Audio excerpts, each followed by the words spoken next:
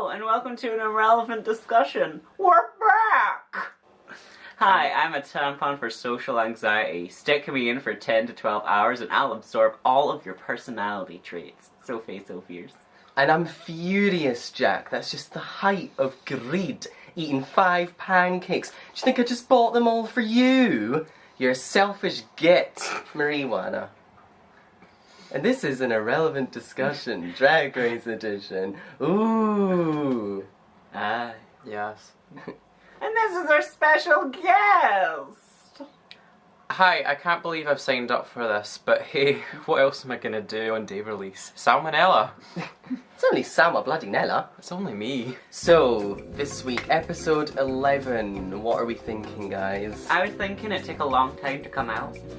Like, that 1 week hiatus was a struggle. It was weird not being here and filming, I'll be honest. Yeah, it was very, very strange. You can't really relate, you're never here, but... No, that's true. I'm just here every other day. But... yeah, it was a very weird episode, because on paper it sounded really good, and then, as you'll soon find out, it wasn't. Not good. Not no good. milk integration. So let's start off with coming off of the back of 2 weeks ago / last week.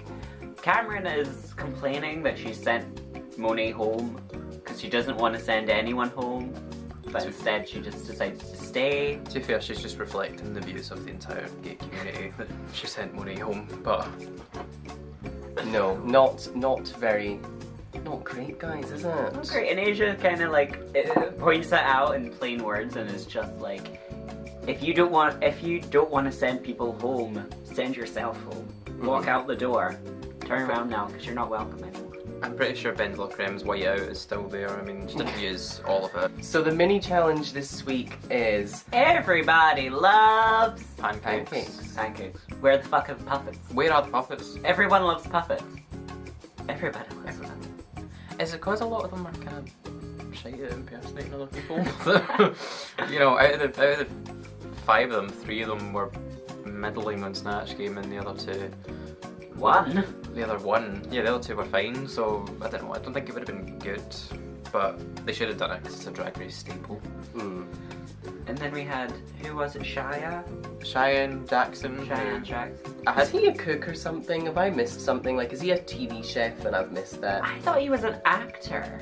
I'm pretty sure he guest judged the Princess Disaster episode in season 9, but he didn't really say much of note then. He wasn't someone I remembered. Well, as soon as I saw his face, I knew he was on the show before, but he wasn't someone I actually remembered. Oh, I remembered him because I thought he was so hot. Yeah, he was, which is more than can be said for some of the pancakes that were produced. What did we have again? We had Ms. Cracker did something that Rue didn't get because she doesn't think Cracker funny. And then the rest of them were just there. I'm pretty sure your Aquaria did Pan's Labyrinth. I actually really liked that. I like that. Was cool. I thought that was cool. Yeah, the little Spanish bitch inside me loved Pan's pancakes. Yeah. Eureka ate half of hers. Eureka ate half of hers. There was a lot of really conflicting food groups going on. Took too long. Bottom line, Asia O'Hara won. Oh, she did that. She did that! Yeah. Oh yeah. But she wasn't seen for the rest of the episode till the runway, so. No. What would you guys have on your pancakes? I mean, just in general. I mean, not as in you're going to make like a silly face, but what do you guys like on your pancakes? I would have some butter, some blueberries, and the soul of a baby queen. Cool. What would you have, Sophie? Well, mine would be vegan, of course. Mine would, I'd first start with a layer of white privilege. That sounds terrible. What would you have on yours? How many cigarettes can you fill? I'm married. I was just gonna say something normal. I was gonna have bacon and syrup. So our main challenge this week is an Evil Twins runway, where you're meant to embody the best things about yourself and the worst. We have a lot of fault here on this show. Yes. So it would be heavily swayed towards the evil twin. I don't even know what I'm saying. I just started a sentence. I was here for the challenge, and then RuPaul came in and said, all aboard the Bipolar Express, and immediately I was not cool. I went back to reading The Goblet of Fire for the 7th thing. There was a couple of tasteless jokes in there, but oh well. Mental illness is, or poor mental health, it's not something to make jokes about. Don't joke about that. That's from season 9. Yeah, well, that's a Sasha Velour joke. Especially when like Rue comes in like, I have these inner saboteurs myself, like I fight them all the time, and I was like, bitch, where? Well, it's a lot of famous people do have stage fright. Adele has crippling stage fright, apparently. So does a bunch of other famous singers. Makes sense that everyone has them, but to make fun of like as if it's a mental disorder, it's a little bit coy. But let's not talk about that. No, like I feel like when I read the sort of preview for this episode, I thought it was just right, okay, they're just gonna do like a look that's and the opposite of their normal thing. I didn't think it was gonna be like, oh, so tell me about when your mum died, turn it into a dress, you know, that kind of stuff. So moving on to the runway, we start off with, who was on first? It was Cameron who was on first. Cameron hated it. Hated it. I understood it was meant to be a superhero and that's her drag thing. Why was what was it, Kemi Michaels? I can't even remember Evil Twin's name. Why was not a hardcore supervillain?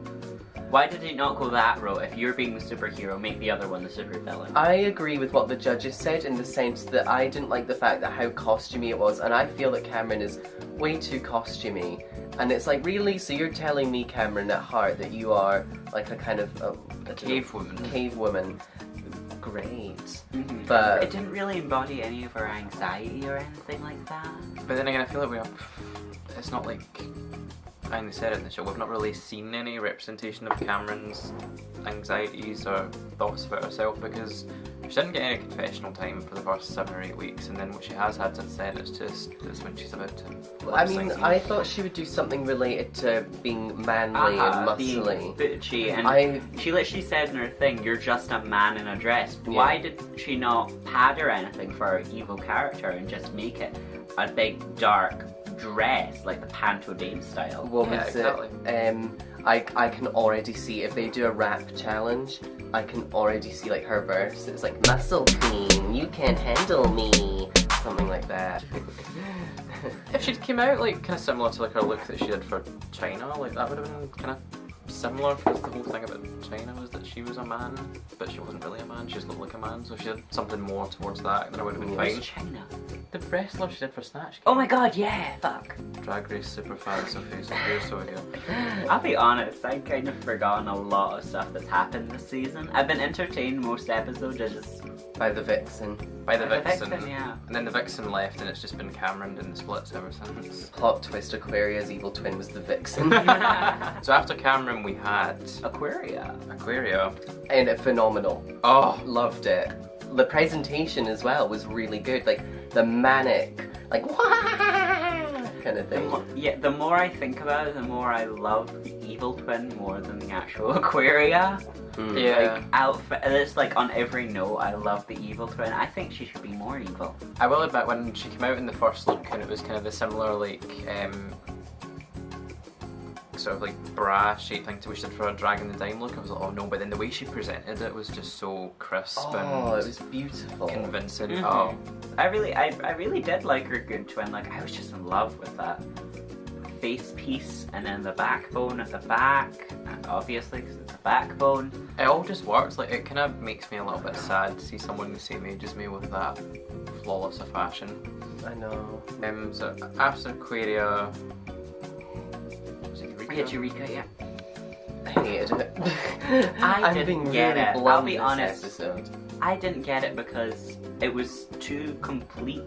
I wasn't sure if I. There wasn't really. I just didn't get it. There wasn't really a difference between the two. They both wore fucking loaves, so they're both evil to me. Apart from both the voices apart from two separate voices, I was kind of like, I don't get it. I just she thought did a clueless kind of look with the tartan. I thought the outfits were incredibly pedestrian, basic, for this stage in the competition. Especially her good twin look as well. It didn't even fit right around her middle. Mm. And then it was like the critique they had for Eureka was like your outfits were similar, but she was fine, but they didn't. So they were fine with Eureka's outfits being similar, but with not Cameron's, it was. Well, Cameron's were a little bit too similar because if you put them side by side, they were the exact same silhouette. And Oh, it yeah. kind of got that. So was Eureka. But I prefer the. I don't know what it is this episode. I preferred all the evil twins looks than the good yeah, twins. absolutely. Like hands down, no contest. Oh damn, Cracker. I loved the first look. I thought it was beautiful. It looked a little bit cheap, I have to admit, but it just really fell apart with the second look. And I'll be honest. I think she has the best, like, from a comedy standpoint, the best like text that went over it, like background narration out of any of them.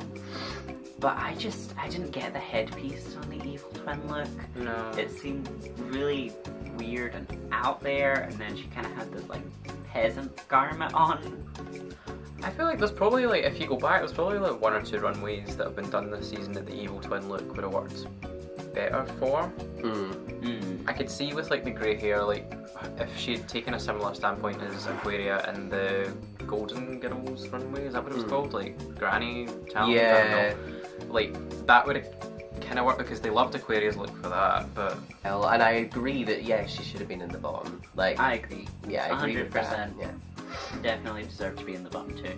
The one I don't agree with, who I think actually should have won the challenge, is the next one up, which is Asia. It was brilliant. From the critiques alone, I was like, Asia has this in the bag. She had a fully rounded concept. The first look was a little bit too goody two shoes, but you could kind of sway that towards it being the challenge. But her North Korea look was. Oh, but it was yin and yang because the North Korea looked like it was just like flicked away the balloon, and she looked terrifying. I was terrified the entire time. I loved that the balloons like formed a link between the two. Just sort of like she was like, I was good before, now I'm now evil, and she just looked stunning. She even got Michelle Visage to say she was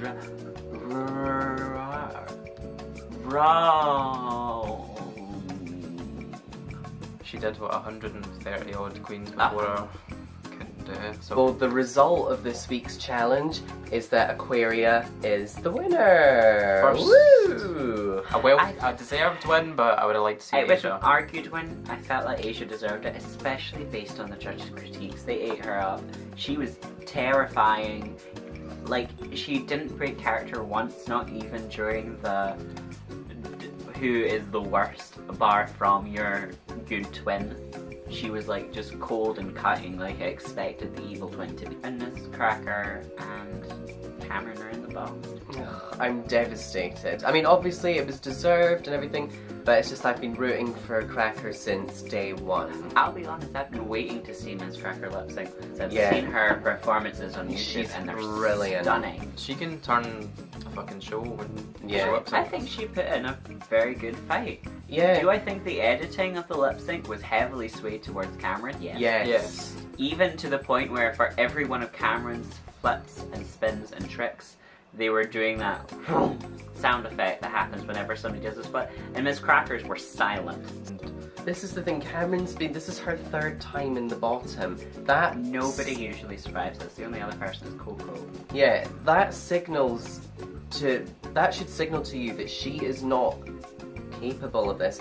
Where this was Cracker's first ever time in the bottom, and Cracker's placed well for most of the competition. She had a little stumble, and she won the week and before. then Wow. it's like Cracker, if she had another week, she could have proved, that she could do something, like at least get her top 4, at least give her a chance. It just makes me not. It's kind of like in season 7 when Katia got eliminated. It just doesn't make me excited for the final 4 episode. So And that's the show. Thank you very much, both of you, for having me. It was truly an honour to interrupt you for 20 minutes. That's alright. Yeah. So, make sure to follow our social media feeds. We've got a joint Instagram account. In fact, we all operate on that account because Salma is a member of House of Irrelevance. Our Instagram account is at House of Irrelevance, as at HAUS of Irrelevance. I've been Marijuana, that's at Marijuana Queen. I've been So Fierce, So Fierce, that's at So Fierce, So Fierce. No one can spell it, don't even try. And I've been Salmonella. You can find me on Instagram at Salmonella_2K18. Amazing. Thank you. Goodbye. Right, let's go and have a cup of tea. Let's have a cup of tea. I want to watch some Doctor Who.